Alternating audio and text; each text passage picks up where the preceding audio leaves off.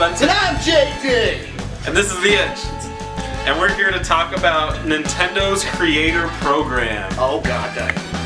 So Nintendo recently came to the forefront of the YouTube community with a new program to... Fuck you over. I'm sorry. Keep going. Sort of. That'll affect how you can record videos for them using their gameplay footage if you choose to monetize on your channel.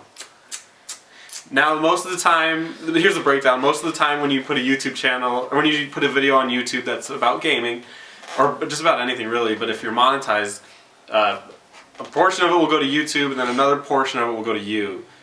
From what I understand, it's about a 40-60 split. Yeah. So, 40 YouTube, 60. Nintendo's idea is after YouTube takes their piece of it, they're going to take another piece of it. I believe it's, for videos, it's, what was it? It was 60? 18 or something. Yeah. 18% of the total pie. Yeah. So no, it's not of the total pie. It's of what YouTube doesn't. Like, no, YouTube but if you look at the whole thing, it comes out to about 18%. Yeah, but it's 18% of your 60. So it's like no. Yeah, I just saw it. No, it's a portion. It's a portion of your It's a portion of the rest. But if you look at the whole pie, including what Nintendo or what YouTube's already taken out, it comes out to about 18%. Regardless of however they take it out, they're taking your they're taking the advertisement that you generate in addition to a cut of your money. Necessarily, like, I don't know who thought that up.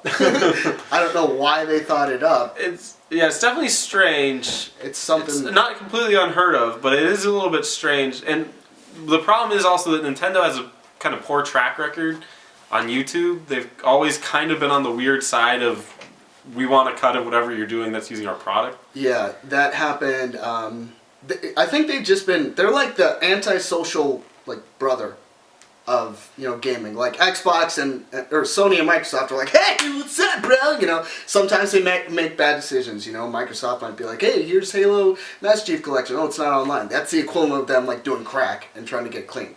You know, but at the same time, Nintendo's something we can all relate Nintendo's guy that's like, you know, I'm gonna be different. Like I won't be like my brothers. And then they're the weird people who at Evo, I believe 2 years ago, decided, hey, we don't want to stream Smash Brothers. We don't want you to stream Smash Brothers. And then there's this big public outcry, and then finally they're like, oh, you know what? Yeah, we're gonna let you stream it. It was just some other guy. He fucked up in HR. That goofed. Yeah, sure it was. You know. But regardless, lately that's Nintendo's thing. Like they're struggling in the modern world for like how technology is evolving right now. Granted. Some people have spoken good about this, saying that, oh, it's a good idea because at least it's something different. It shows boundaries for us.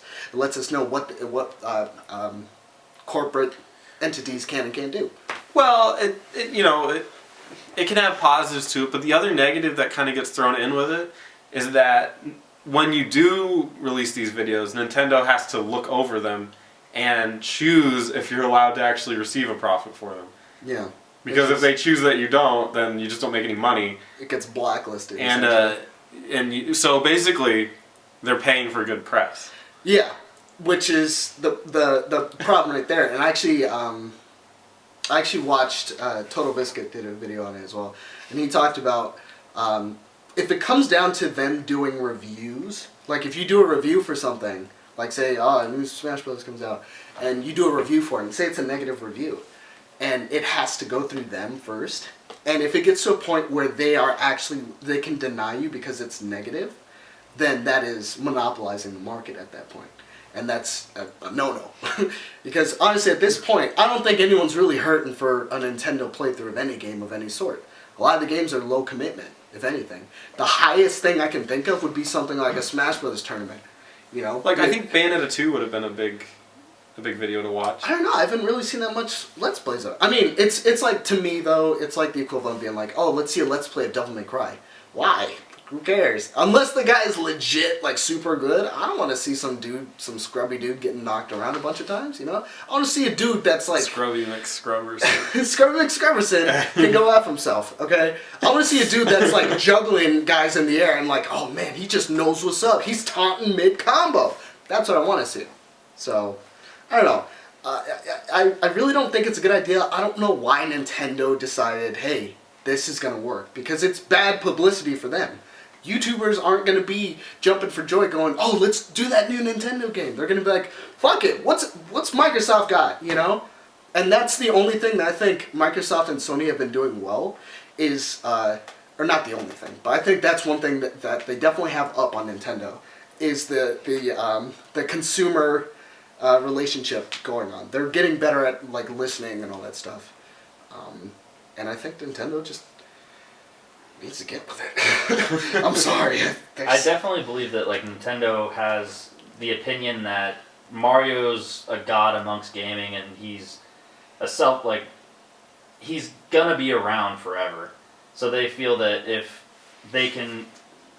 people are always going to create videos and watch videos of Mario because Mario's so awesome, they're like, well shit, I can get 18, 20, 30% of people making videos for this. Might as well pull that in as extra revenue. Why not? Because these people are blind loyalists. They're just going to keep playing Mario because it's Mario. Yeah. And that's kind of where they need to get kicked in the ass. Like, you ever have that friend who's like, you know, they're walking on sunshine all the time, they think they're hot shit? They just never got their asses kicked. That's pretty much what it is. As soon as you get your ass kicked, you kind of get a little humble. And you realize, oh, where the fuck am I? You know? Well, don't you think that Nintendo has been getting their ass kicked for years now in the gaming industry? No. Well, not in the sense that it warrants them to rethink something. I think Nintendo are traditionalists in the sense. I think if they only had a Wii U, they would. Yeah. Problem is they have another. Yeah. They have something else that makes them a lot of money. They have another console that is guaranteed keeping them afloat, and they have a lot of good first-party games that have been innovative. But anyway, so there's a lot of. I'm always gonna have that. Sorry, but there's a lot of things that Nintendo is just like it's just their bread and butter. This change is not, and it's something that. You know, we'd like to hear what you guys think about. Well, I mean, who's gonna like it, really? We would like to hear what you guys think about because it's something that affects all of us. But going forward, I think viewers should also understand that when you hear this, it means that you need to pay attention to the reviews that you listen to about the games that you want to get reviews on through YouTube.